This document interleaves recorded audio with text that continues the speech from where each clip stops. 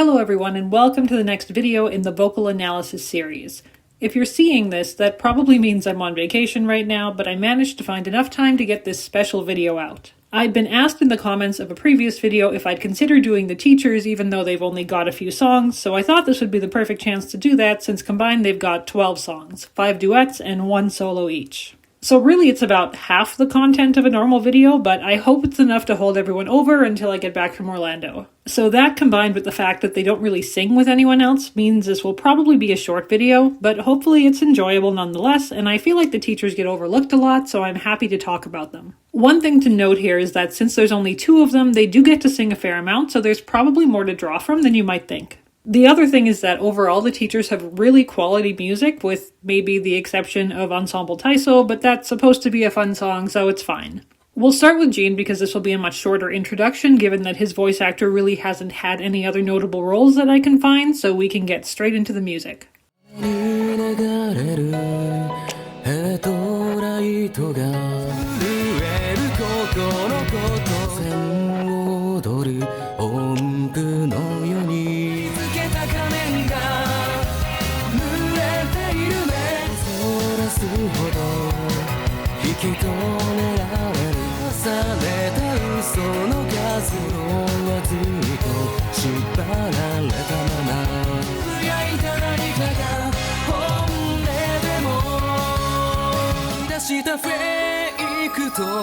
Jin's voice to me has always read as very smooth, very pleasant to listen to, and he has this almost swoopy cadence that tends to sound very relaxed and almost a little bit sleepy, which honestly suits his character really well. He never sounds like he's exerting too much energy or trying too hard to hit any notes. Even in the faster songs, that style never really changes, and he's got a very lazy way of attacking notes that never sounds like it's completely on top of the beat. The very last part there is about the loudest he ever gets in this song, but otherwise even when he's pushing up into the higher notes, there's never really an increase in volume, and his voice stays remarkably clean, since generally without that breath support there'd be a much airier, almost whispery sound when you're pushing into head voice. There's not a whole lot of vibrato here even on the longer notes, but that will change as we go into some of the ballads.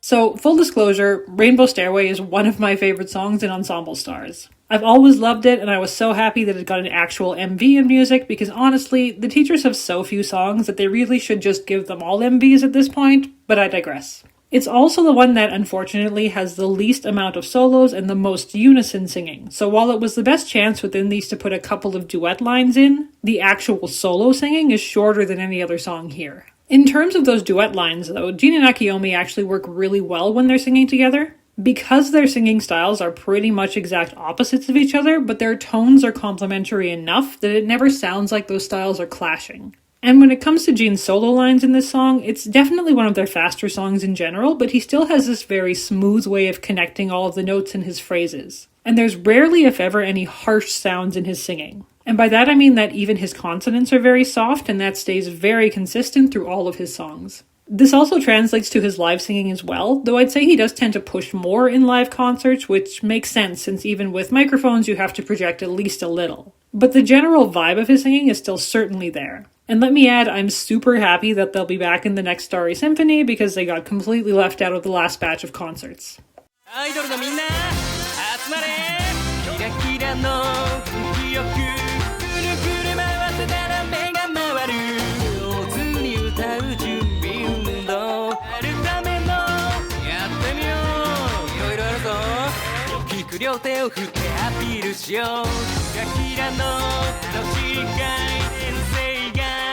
This is really the only song where we get a little bit of talking, and I'd say if anything his tone while singing is even cleaner than his general speaking tone, which has a little more of that nasalized quality to it. Most of his solo lines in here are pretty short, but he's definitely singing up more, even if he's another one of those singers where his head and chest voice are pretty similar tonally. There's just a little bit of a thinner sound in those higher notes that I'm inclined to believe is probably some sort of raised larynx / head voice combination happening. Other than that, it's funny considering that some of the April Fool's songs like Endless Vide or the Koisuru Scramble one actually feature some pretty standout vocals from certain characters, while this one does not. But as I said earlier, it's fun and it's certainly a departure from anything else the teachers do, so it's actually nice to hear them on a song like this.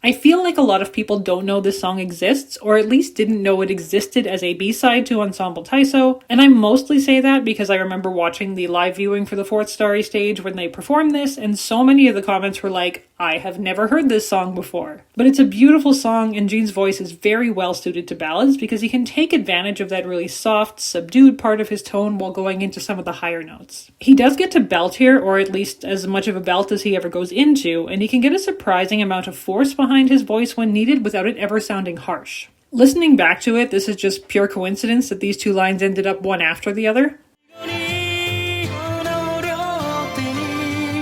But you can hear the difference between belting and head voice pretty clearly here, even when the actual pitches aren't that different. He's still not using a whole lot of vibrato, and he tends to taper off long notes instead of extending them, but the tiny shots of it that we get here and there sound very natural.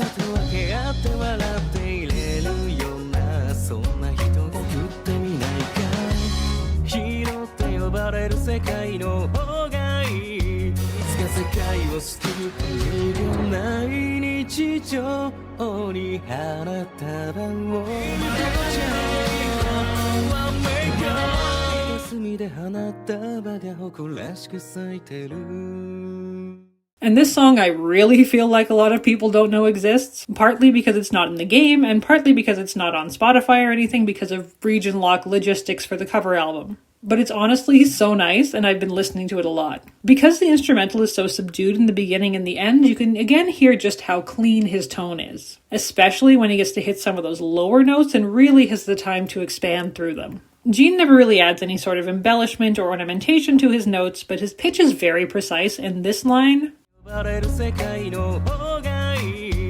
I think, is the best example of him popping up to a higher pitch and still having it sound very easy and landing right where he needs to. There's a little section near the end where they both get to ad-lib a bit, and this is probably the closest to a vocal cry we get. There's a tiny, tiny bit of pitch adjustment on the start of the word come, and he's singing a little louder here as well. So while he never really gets to go all out in any of the songs that the teachers have to this point, I think there's more that he could do given the chance.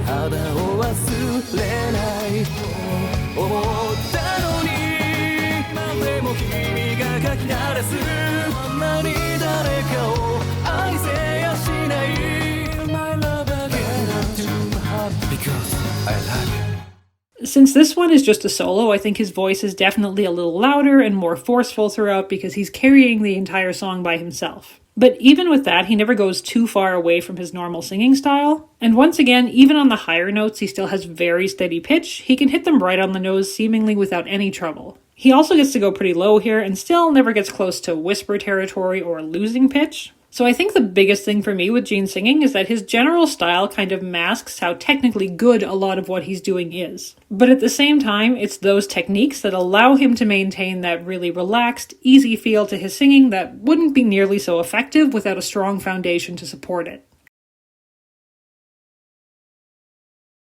Okay, so now we get to Akiomi, and it's actually been a few videos since I've been able to do a vocal comparison, but Koma-chan at least has had a few other roles in projects that have had music, so we'll listen to those first and then talk about it.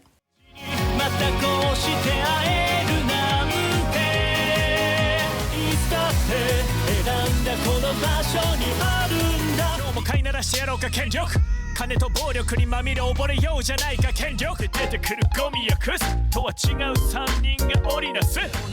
みなら吐き出しませんか昭和まみれの欲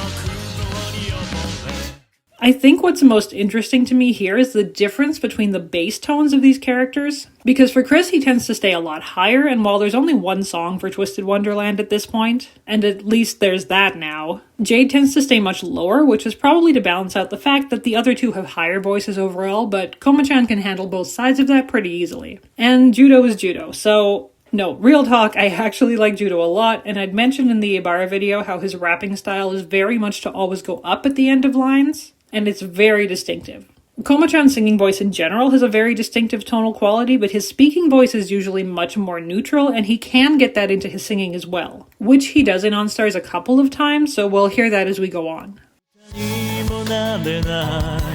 僕らを置いてすかして欲しくて気もせず通り過ぎてく心の僕らは責めるかなでは思い出せないけど手当て罪の数さえ奪うように今日を迫る腹のリアルで So, kind of similar to Jade, I feel like given that this was the first song, they really wanted to bring out the difference in Jin and Akiomi's voices, and the easiest way to do that was just to have Akiomi sing much deeper, which he can handle just fine, but comparing this to some of the later songs, they were definitely trying to keep their voices as far apart as possible in the beginning. You get a little bit of vibrato at the end, and while Akiomi in general tends to have pretty variable vibrato in the sense that he can either use it or not depending on the situation, his go-to is this really quick, rapid style that he can actually maintain for a fair amount of time on longer notes. So that also might be one of the reasons that Jin tends to not use vibrato, since that's one of the easiest ways to avoid vocal styles clashing with each other. I feel like a lot of the other really noticeable things about Akiomi's voice don't come into play much in this particular song, so I'll leave talking about those until they happen. 信じている夢の階段を見えていく幻でもいいその場所にも一度咲かそう変わらないものがあるんだ雨を走り抜けた後の風を起こせ Again, not as much in Rainbow Stairway as the others, but this is kind of more of the typical Akiomi voice that you can really start to hear that very opposite singing style compared to Jin. His attack on notes is very frontal, almost harsh at times, and his consonants are very pronounced, so it always feels like he's very on top of the beat as opposed to Jin's much more relaxed style of singing. Generally, his voice is also louder than Jin's, but he can pull it back easily enough and tends to do that here on the higher notes, especially when the instrumental part isn't as driving. You can really start to hear that vibrato coming through in a much more pronounced way, and he's another singer that doesn't really lose his normal vocal tone even going up into head voice. But there's a lot of dynamics to his singing, and he tends to switch things up a lot depending on the song, so tonally it can sound different because of that. 今日も元気に始めるよアイドルにかっこよく嬉しくなってきたら手を叩こうリラックスアイドルにできるかなどんなことをやるのかな飛んだ犬の尻尾みたいにねアイドルに楽しいよ教えるよ Akiomi in this song always makes me laugh because he sounds like he's trying very hard to be energetic and loud, and again you get a lot of vibrato coming through even in those really short lines. You can kind of hear what I talked about before in the speaking sections because while they're very short, his normal talking voice really is much more neutral than what he tends to do while he's singing. It's also interesting being able to do a direct comparison in the same video because with Jin, his higher notes in this song went into kind of a thinner head voice sound, while Akiomi is pretty much just belting. There's really no change in tone or drop in volume, he's just pushing right through the notes. 遅い気がした僕らは未来心を包んで寂しかった僕らの未来にだけに染みて告げないこといつかに思いは何もかもが輝きの中で向かない So you might think that given everything we've talked about so far that Akiomi might struggle a little with ballads, but as I alluded to earlier, his voice is versatile enough that he can pull back on a lot of those qualities, like softening his initial note attack and adding more legato to his longer lines without really sacrificing the clarity of his singing. You can also pretty clearly hear that he really cuts back on the vibrato here, either elongating the vibration for a more textbook sound or cutting it out entirely in favor of letting the notes fade away naturally.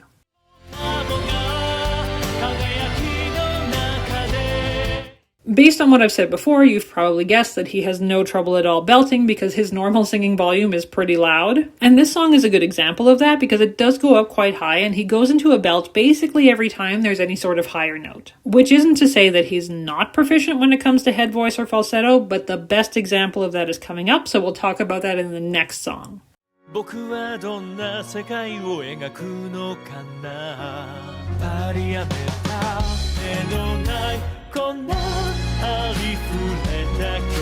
日が生まれないよこっそり食べてしまうより小さな星を泡もなきエキストラだとしても何気ない景色に額縁を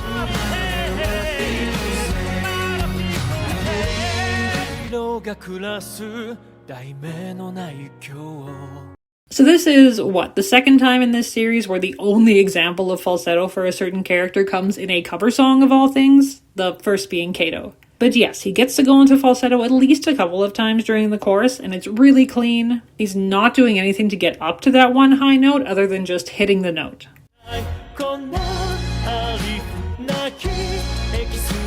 This song overall is such a good showcase for what his voice is capable of and how much he can switch up his tone to have it fit a more ballady style song. He still gets to go up into a belt during that little ad-lib part in the final section, but for most of it he's staying very reserved, very even, and it feels really different from some of the earlier songs because of it. The other thing I want to point out is the final solo here. Because this is the one time he does get very quiet and there's this little bit of breathiness that slips into his tone, which sounds really nice. We'll talk more about this with other characters coming up, but there's a difference between a voice becoming whispery and unsupported and almost having this background breathiness that doesn't affect the pitch at all but adds a really neat layer to certain voices. So yes, if you've never heard this cover song in its entirety, I definitely recommend searching it up because it's excellent and it deserves more attention. 持たない瞳が行き交う一縮するイノセンス冷めたふりする大人顔じゃ運の殻を破れ 3、2、1両手広げて風をこすらないなら迷ってもたどるだけバタフライエフェクト